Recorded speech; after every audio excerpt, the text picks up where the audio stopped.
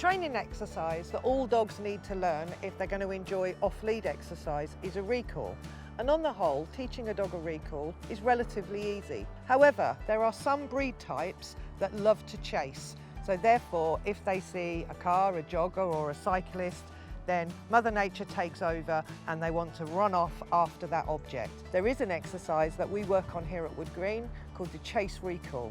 And I'm going to take you through the very basic elements of how to teach this exercise. We need to ensure that training starts in a distraction-free area. We also need to make sure that the training sessions are short and sweet, to the point and successful. By starting your training sessions at the easiest levels, you will build incrementally so that you're gradually making it harder and harder, but you're both aiming for success. Before you start your training, there are some pieces of equipment that you need to have available to you. First and foremost, you need to select a toy that you know your dog is really going to enjoy. Some dogs really enjoy playing with a ragger, bouncing up and down and playing tug of war with you. Others like to chase a ball, and that's a really important part of this exercise, it being called the chase recall. And sometimes, to help get their attention and get them really excited about coming back to you, the use of a squeaky toy can come in really handy. The practical elements when it comes to equipment would be a harness, which your dog must wear whilst learning this exercise, and that harness would be attached to a long line. This is for backup safety purposes. And just a word of caution, if anybody is ever handling a long line, you should wear gloves to ensure that you stay safe from friction burns.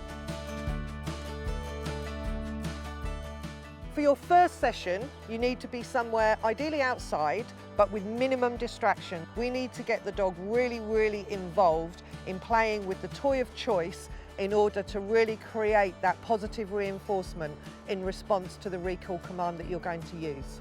To start your dog on the chase recall training journey, the first thing you need to do is identify what toy he really likes and he's prepared to work for.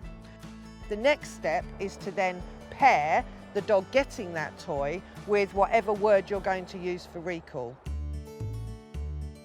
The next level will involve the use of the harness and the long line and a dull toy that the dog perhaps doesn't have any interest in. We would start with throwing the dull toy away from the dog. He will go after it to chase it, and we will then give him the recall command. He then turns round, we throw the toy, and he gets rewarded for coming away from the other item. The association that we're trying to build is that if the dog is chasing after something and he hears this conditioned recall cue, that he knows that if he spins round and comes back the other way, he's going to get a more thrilling chase on a toy that he really wants. The next level, if we were talking perhaps about a dog that chases a jogger, would be that we would have somebody set up in the distance. He might even start to chase that person, hence the harness and the long line for safety reasons. We then give that recall command and hope that he is going to spin round and come back. That way we can really celebrate his success. If at any point you feel that the dog is not coping as well, reduce that level of distraction back down a couple of levels until you're back on track, and then you can increase them again. So once you've been getting really good, reliable recalls in the area that you've been training in regularly, you then need to generalise. That means that you need to take this exercise into different areas and areas where you are likely to run into different triggers.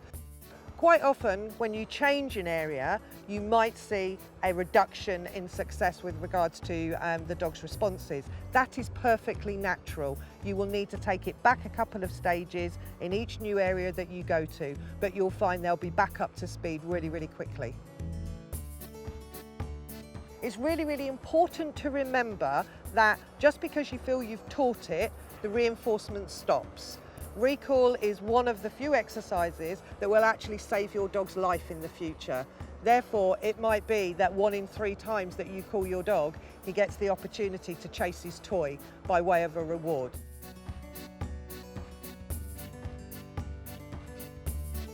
even the best trained dog in the whole world does not have a 100% accurate recall in every situation. Don't be disheartened if within the first couple of weeks you haven't nailed it. It takes time, and actually the longer it takes and the more thrill and excitement you can put into the learning, the more accurate the outcome's going to be.